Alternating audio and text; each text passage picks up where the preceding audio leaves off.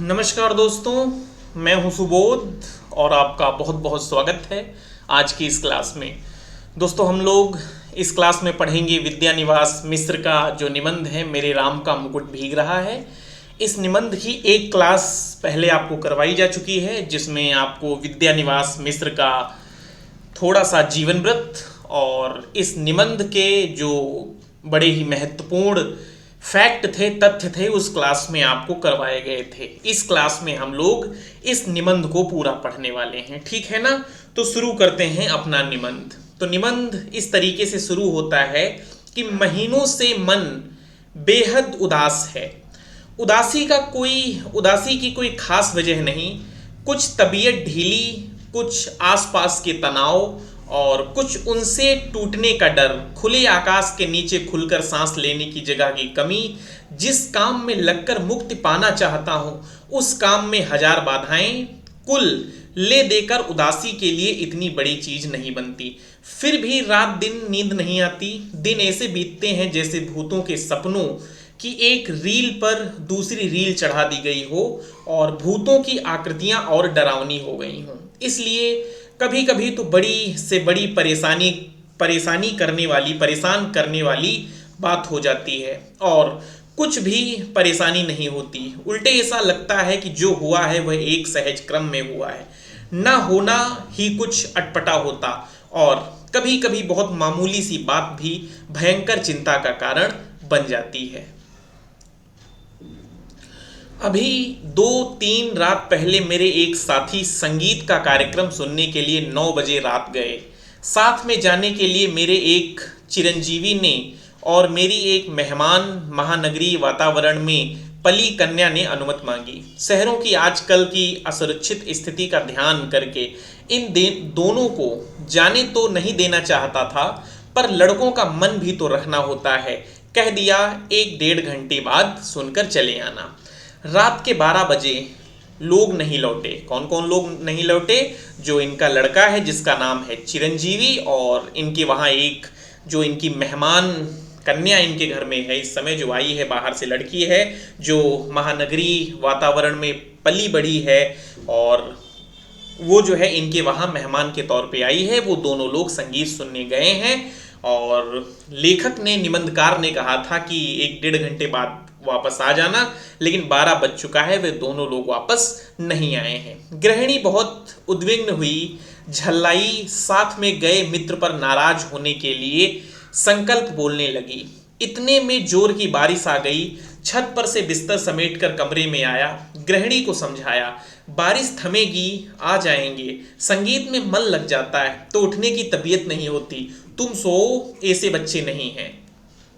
पत्नी किसी तरह शांत हो गई, पर मैं अकुला उठा। बारिश निकल गई, ये लोग नहीं आए। बरामदे में कुर्सी लगाकर राह जोहने लगा, यानी रास्ता देखने लगा। दूर कोई भी आहट होती तो उदग्र होकर फाटक की ओर देखने लगता। रह रहकर बिजली चमक जाती और सड़क दिख जाती, पर सामने की सड़क पर कोई रिक्शा नहीं, कोई चिरई का पूत नहीं। एकाएक कई दिनों से मन में उमड़ती घुमड़ती पंक्तियां गूंज गईं। अब कौन सी पंक्तियां गूंज गईं ये आपको याद रखना है। मोरे राम के भीजे मुकुटवा, लक्ष्मण के पटुकवा, मोरी सीता के भीजे सिनुरवा। सिनुरवा का मतलब यहाँ सिंदूर से है। ता राम घर लौटी हैं, ये पंक्तियां उनके मन में आईं। इसका मतलब क्या है कि मेरे राम का मुकुट भीग रहा होगा, मेरे लखन का पटुका यानी दुपट्टा भीग रहा होगा, मेरी सीता की मांग का सिंदूर भीग रहा होगा, मेरे राम कब घर लौटकर वापस आएंगे। ये उन पंक्तियों का मतलब था। बचपन में दादी नानी के वहां जाने पर वह ये गीत गाती थी।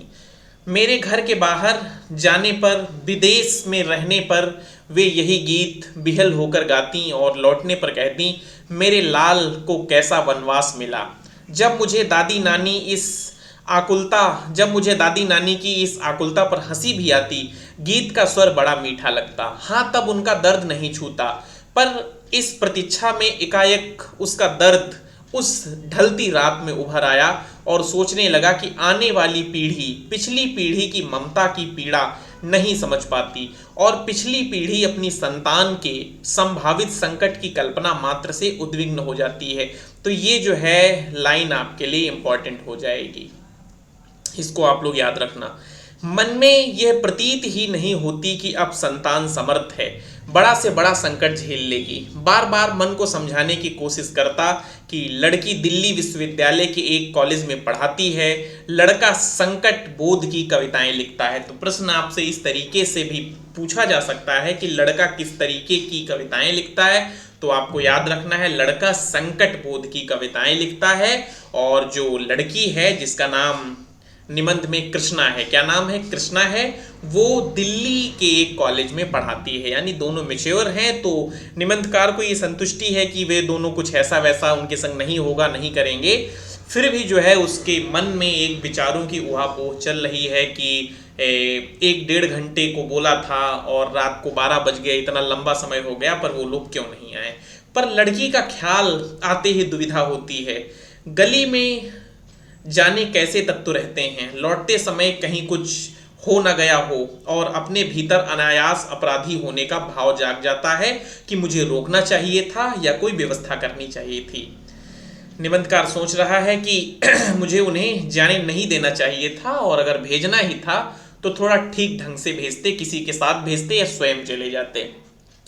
पराई लड़की, और लड़की तो हर एक पराई होती है।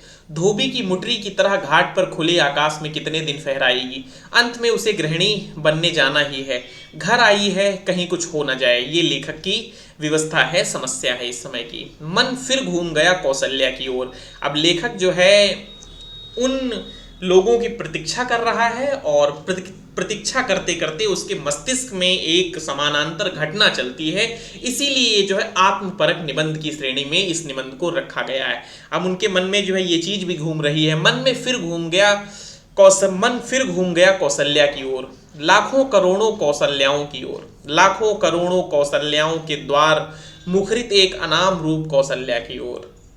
इन सबके राम वन में निर्वासित हैं, पर क्या बात है कि मुकुट अभी भी उनके माथे पर बंधा है और उसी के भीगने की इतनी चिंता है। क्या बात है कि आज भी काशी की रामलीला आरंभ होने से पूर्व एक निश्चित मुहूर्त में मुकुट की पूजा सबसे पहले की जाती है। क्या बात है कि तुलसी ने कानन को सत अवध समाना कहा और चित्रकूट में पहुंचते ही उन्हें कलकुटिल कुचाल देख पड़ी। क्या बात है कि आज भी बनवासी धनुर्धर राम की लोकमानस के राजा राम बने हुए हैं। क्या बात है कि आज भी बनवासी धनुर्धर राम ही लोकमानस के राजा बने हुए हैं। कहीं ना कहीं इन सब के बीच एक संगति होनी चाहिए। अभिषेक की बात चली, मन में अभिषेक हो गया और मन में राम के साथ राम का मुकुट प्रतिष्ठित हो गया। मन में प्रतिष्ठित हुआ, इसलिए राम ने राजकीय वेश में उतारा, राजकीय रथ से उतरे, राजकीय भोग का परिहार किया, पर मुकुट तो लोगों के मन में था, कौशल्या के मात्र स्नेह में था। वह कैसे उतरता? वह मस्तक पर विराजमान रहा और राम भीगे तो भीगे, मुकुट ना भीगने पाए, इसकी चिंता बनी रही।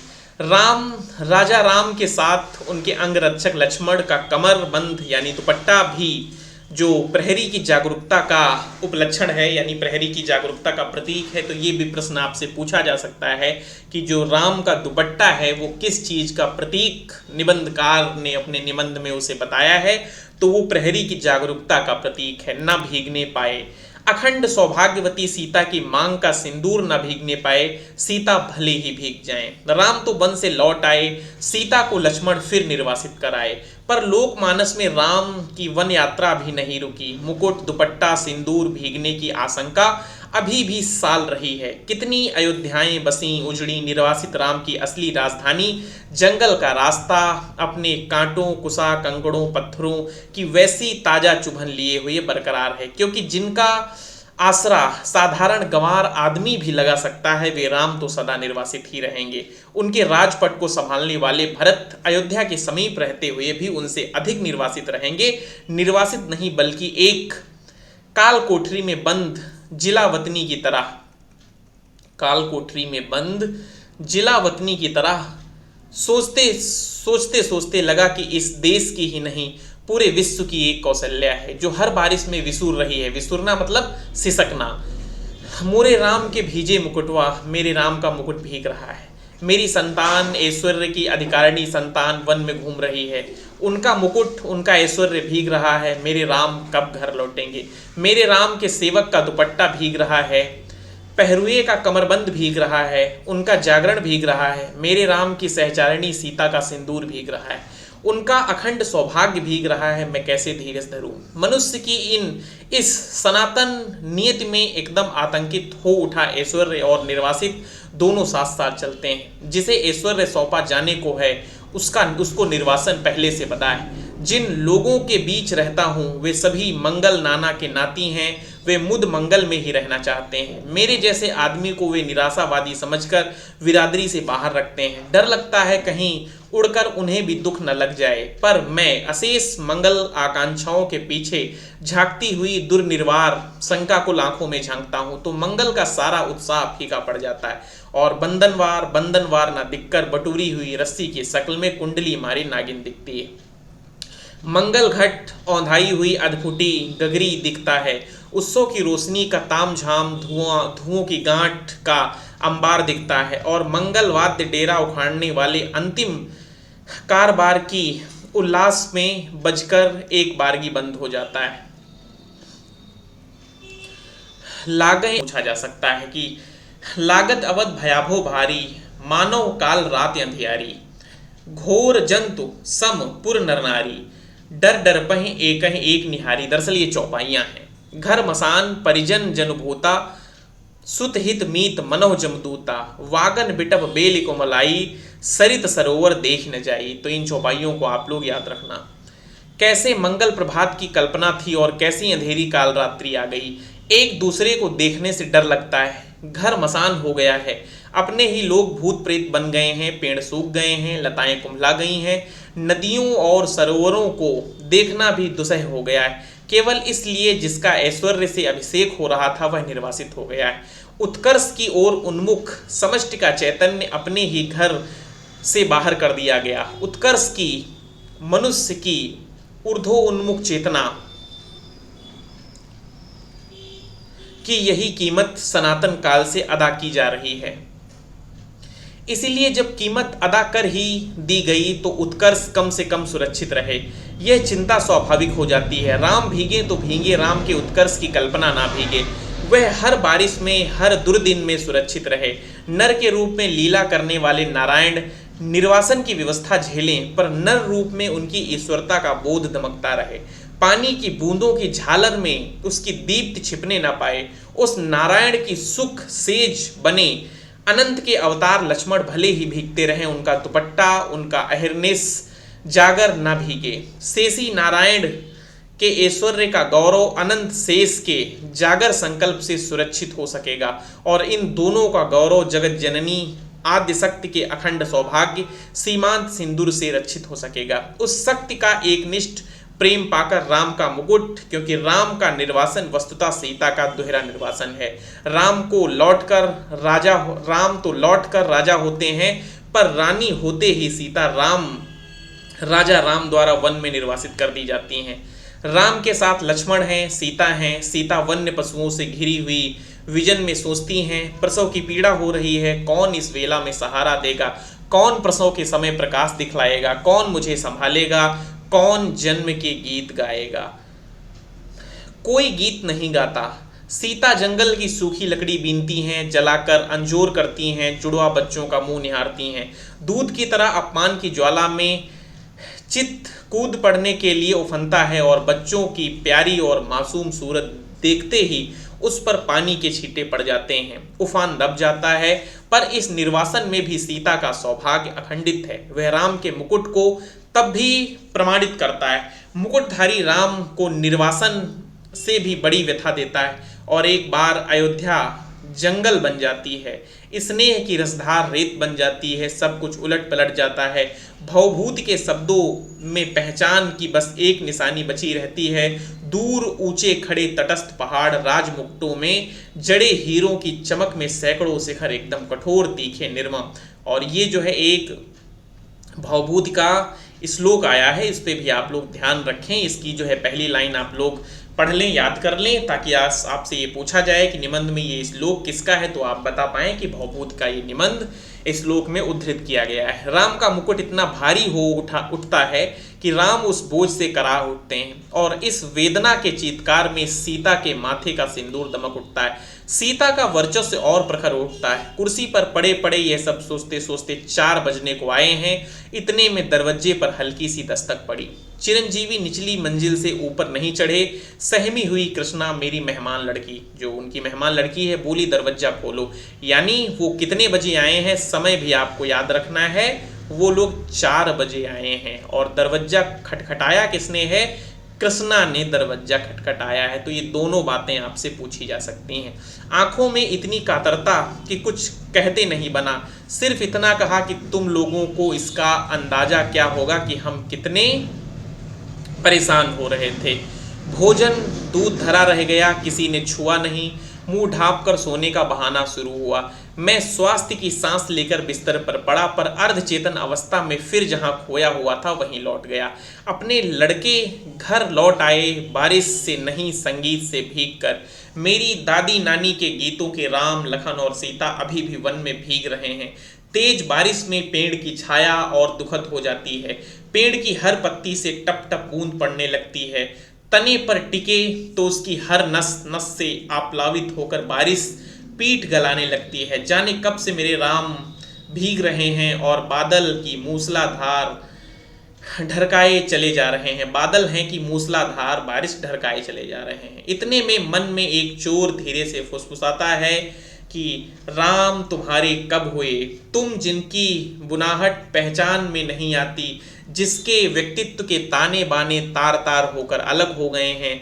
तुम्हारे कहे जाने वाले कोई भी हो सकते हैं, वह तुम कह रहे हो मेरे राम।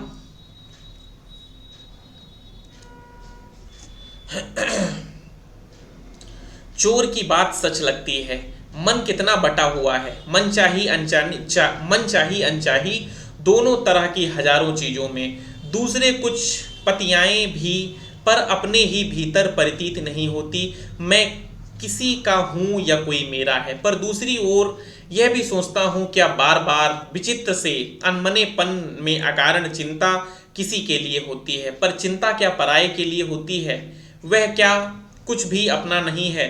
फिर इस अपनेपन में ही क्या राम अपनाने के लिए हाथ नहीं बढ़ाते आए हैं?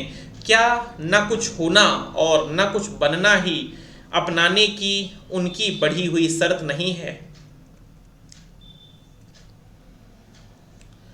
तार टूट जाता है। मेरे राम का मुकुट भीग रहा है। यह भीतर से कहाँ पाऊं? अपनी उदासी से ऐसा चिपकाओ, अपने सकरे से दर्द से ऐसा रिश्ता। राम को अपना कहने के लिए केवल उनके लिए भरा हुआ हृदय कहाँ पाऊं? मैं शब्दों के घने जंगल में हिरा आया हूँ। जानता हूँ इन्हीं जंगलों के आसपास किसी टेकड़ी पर राम की पर्णकुटी है, पर इन उलझाने वाले शब्दों के अलावा मेरे पास कोई राह नहीं। सामने उपस्थित अपने ही मनोराज्य के युवराज, अपने बचे खुचे स्नेह के पात्र, अपने भविष्य के संकट की चिंता में राम के निर्वासन का जो ध्यान आ जाता है, उनसे भी अधिक एक बिजली से जगमगाते शहर में एक पढ़ी लिखी चंद दिनों की मेहमान लड़की के एक रात कुछ देर से लौटने पर अकारण चिंता हो जाती है। उसमें सीता का ख्याल आ जाता है। वह राम के मुकुट या सीता के सिंदूर की भीगने की आशंका से जोड़े न जोड़े आज की दरिद्र अर्थहीन उदासी को कुछ ऐसा अर्थ नहीं दे देता जिससे जिंदगी ऊब से कुछ उबर सके। और इतने में पूरब से हल्की उजास आती है और शहर के शोर भरे बियाबान में चक्की के स्वर साथ चढ़ती उतरती जंतसार गीत हल्की सी सिहरन पैदा कर जाती है। मोरे राम का भीजे मुकुटवा और आमचूर की तरह विश्वविद्यालयी जीवन की निरस्ता में सूखा मन कुछ जरूर ऊपरी सतह पर ही सही भीगता नहीं तो कुछ नम तो हो जाता है, और महीनों की उमड़ी घुमड़ी उदासी बरसने को आ जाती है। बरस न पाए यह अलग बात है। कुछ भीतर भीतर भाप तो भाव हो तब न बरसे, पर बरसने का यह भाव जिस ओर से आ रहा है उधर राह होनी चाहिए। इतनी असंख्य कौशल्याओं के कंठ में बसी हुई एक अरूप धुनि कौशल्या है। एक सृष्टि के संकट में उसके सतत उत्कर्ष के लिए आकुल उस कौशल्या की, उस मानवीय संवेदना की और कहीं राह है घास के नीचे दबी हुई, पर घास की महिमा अपरंपार है। उसे आज वन्य पशुओं की राजकीय संरक्षित क्षेत्र बनाया जा रहा है। नीचे ढकी हुई राह तो सैलानियों के घूमने के लिए, वन्य पशुओं के प्रदर्शन के लिए, फोटो खिंचवाने की चमकती छवि यात्राओं के लिए बहुत ही रमणीय स्थली बनाई जा रही है। उस राह पर तुलसी और उनके मानस के नाम पर बड़े बड़े तमाशे होंगे, फुलझड़ियाँ दगेंगी, सैर सपाटे होंगे, पर वह राह टकी ही रह जाएगी। केवल चक्की का स्वर, श्रम का स्वर, ढलती रात में, भीगती रात में अनसोई वात्सल्य का स्वर राह तलाशता रहेगा। किस ओर राम मुड़े होंगे बारिश से बचने के लिए, किस ओर बता दो सखी, बता दो सखी। ये था विद्यानिवास मिश्र का निबंध। ठीक है ना। उम्मीद करते हैं क्लास आपको पसंद आई होगी। अगर क्लास पसंद